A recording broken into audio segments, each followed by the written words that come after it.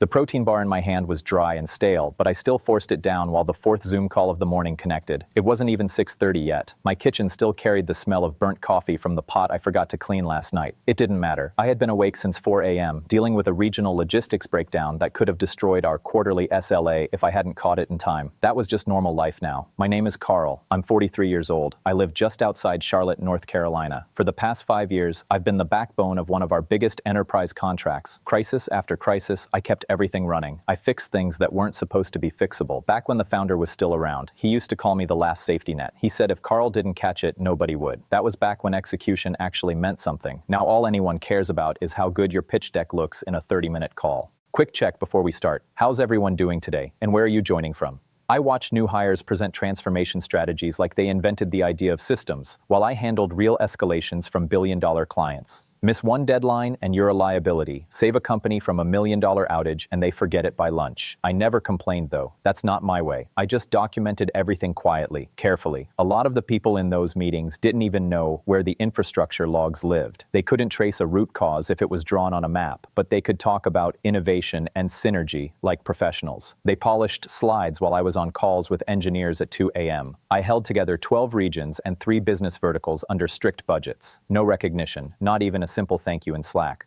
Once, maybe 2 years ago, the founder told the board I was the only reason a major client hadn't sued us. That was the last time my name was ever said in a public meeting. After that, things changed. New executives came in. I wasn't even sure they knew what I looked like. They removed me from client-facing channels, shifted meetings off my calendar, and started sending updates I wrote under someone else's name. So I started keeping records, screenshots, logs, audit trails, my own private archive. Not because I needed praise, I needed leverage. That morning, I finished the call, closed my laptop, and just stared at the wall for a while. Then I opened a backup folder I hadn't touched in years, the original contract. I found the clause in less than a minute. Then I made coffee like nothing happened. 2 days later, everything shifted. He arrived. Chase. VP of Operations. Fresh out of some overhyped business program, clean blazer, perfect haircut, no real field experience. I knew the type immediately. The founder had a golf friend, the golf friend had a son, and now that son was suddenly running operations. First meeting, he walked into the Zoom like he owned the place, looked at me and casually asked if I could take notes. I didn't even hesitate. I just said, "Sure, I'll take notes for your first production outage. Should be soon."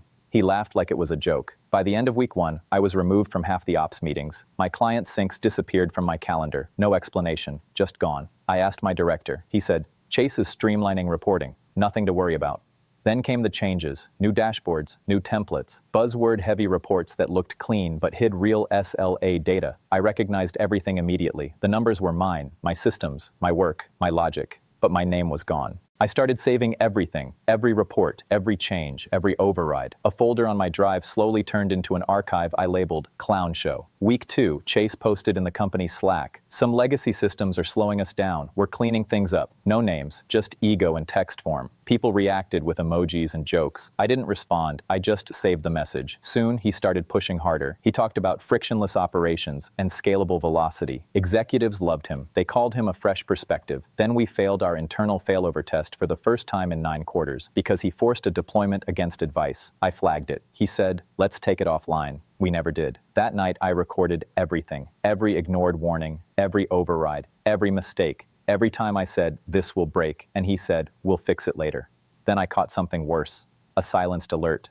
A full regional issue hidden under a scheduled optimization. That could have triggered a compliance disaster. I didn't escalate it, I just saved it. Folder name, burial attempt. He thought I was checked out, that I was fading out quietly. He was wrong. Being ignored is useful when you're the only one keeping receipts. 3 weeks in, I ran into him in the hallway. He smiled like we were partners. "Carl, appreciate all the groundwork. We'll preserve what we can." I smiled back. "Just read the old documentation before changing anything. Some systems bite." He laughed again. I didn't. Back at my desk, I checked audit logs. He had already started changing access permissions on client folders, including mine. Another file saved, another timestamp added. Week 5, my access to the client dashboard was fully removed. No warning. I tried logging in. Access denied. I messaged him. He replied, "We're consolidating access. Offshore team will handle it." That's when I called him.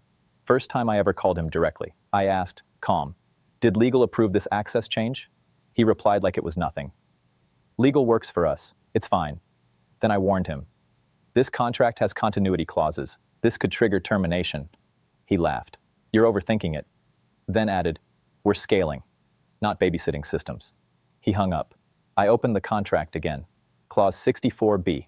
If I resigned voluntarily, the client could terminate the entire agreement immediately. No penalty, no delay. And I was the named escalation lead. That detail mattered more than anything. 2 days later, the quarterly all-hands meeting happened. Executives, board members, everyone. I was presenting midway through. Everything was stable. Clean charts, strong performance, no SLA breaches. Then I shared my screen, and he cut in. Thanks, Carl. We're actually transitioning roles. My cursor froze. He continued, smiling for the audience. As of today, Carl will be stepping out of direct involvement. Then he muted me, right there, on a live call with over 100 people watching. My camera stayed on. I didn't react. I didn't unmute. I didn't type anything. I just closed my laptop. Silence filled the kitchen. Same chair, same half-dead plant on the windowsill. But something inside the system had just shifted. Later, I opened the contract again, read every line slowly. Clause 64B was still there. Clear, direct, unavoidable. If I resigned, the client could walk. No one had ever paid attention to that detail except me and one person on the client side. Tanya, back in 2020. She was head of risk, sharp, direct, no patience for nonsense. We built that clause together during peak chaos. 9 days of nonstop edits, calls, rewrites. She called it a continuity safeguard. I made sure it stayed exactly as written, and now it was the only thing holding everything together. Later that day, HR invited me to a meeting. No subject, just a calendar invite. I walked in with a pen. 3 people were there, HR, People Ops, and Chase. HR smiled. "We're here to support you." I cut in. "Am I being let go?" Pause. "No," she said, "just transition planning."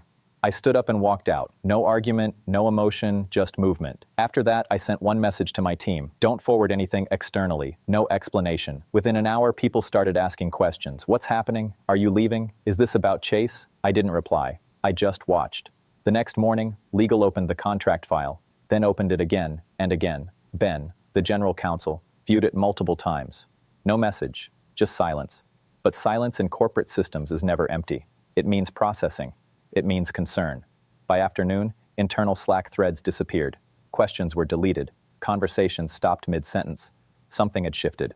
People didn't know what yet, but they felt it. And Chase, still confident, posted another announcement about system upgrades, using more buzzwords than meaning. He thought he was in control. He wasn't, because what he didn't understand was simple. You can replace dashboards, you can replace titles, you can even mute people in meetings, but you cannot mute a clause written into a contract years before your arrival. And you definitely cannot mute the person whose name is inside it. And somewhere, in a quiet office, legal had already started reading it like a warning they should have seen coming. And this time, nobody was smiling. Here is your rewritten script with slight word changes, simple English, same meaning, no headings, and kept in a continuous flow. Another one had just sent over clause 6.4b. Seriously, they were not searching for people who just made nice slides or polished presentations. They wanted someone who had actually stood in the middle of real pressure, someone who didn't freeze or step back when things got heavy. I opened my laptop around 7 in the morning and started going through contracts from 2 of them. These were real deals, real money involved, clean structure, no flashy pitch deck people trying to impress without substance. Back on Slack, well, their internal Slack, someone had leaked Chase's attempt at a company-wide postmortem. He tried to frame the contract loss as a strategic reset and promised a new direction focused on accountability, but people were not convinced at all. One message under his post said, "Who exactly took accountability when Carl got muted?" That single reply started blowing up fast. It gathered 32 emoji reactions in less than a minute, like people had been waiting to say it out loud. That night, for the first time in almost 6 months, I actually slept a full 8 hours without waking up. By morning, the story was already spreading online. A contractor based in Austin had posted a screenshot in a private operations forum. It showed my resignation Zoom frame, the black background, the badge lifted up, everything frozen in that moment. The caption under it read, "VP mutes ops lead live, client gone next day." That post picked up around 5,000 likes in just 3 hours. Someone else took it, reposted it, and turned it into a full thread breaking down the clause line by line. After that came everything at once. Jokes, memes, leaked Slack messages, more screenshots. It stopped being an internal incident at that point. It turned into something people studied and shared like a lesson.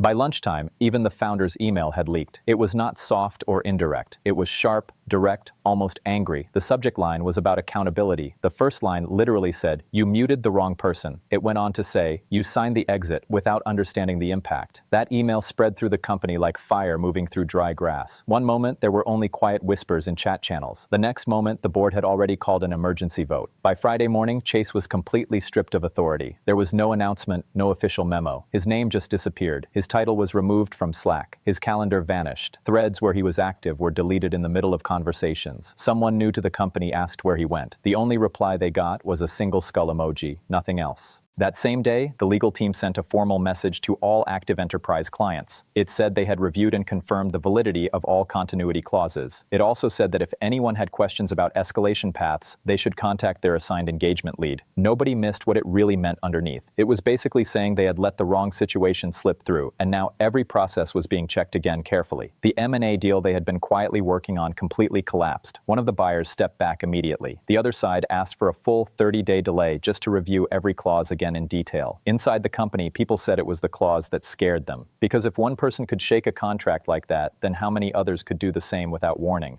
After that came the freeze. Hiring was stopped instantly. Budgets were locked down. Internship programs were paused without explanation. Engineering leaders started resigning quietly. First 1, then 3, then 8 people within 2 weeks. No big announcements, no angry posts, no public drama, just resignation letters submitted and exit interviews skipped. By then, I had already left. I had taken a consulting offer from a small focused development shop outside Raleigh. No corporate layers, no confusing structure, no endless approval chains. Just 8 people working directly with a solid pipeline and real projects.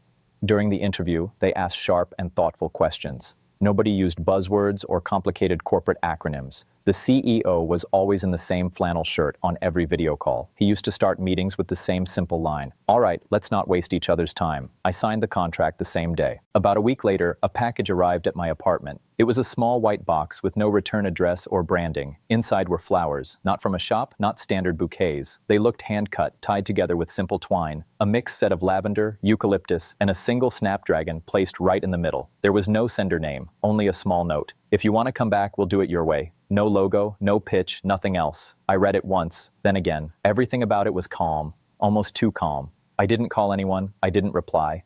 I just folded the note and placed it inside a folder where I had kept my old contract, right behind the printed copy of Clause 6.4b, my way. It was too late for that now, but the message was received clearly. I placed the folder back into the drawer and closed it slowly. Then I sat down at my new desk. There was no corner office, no glass walls, no nameplate.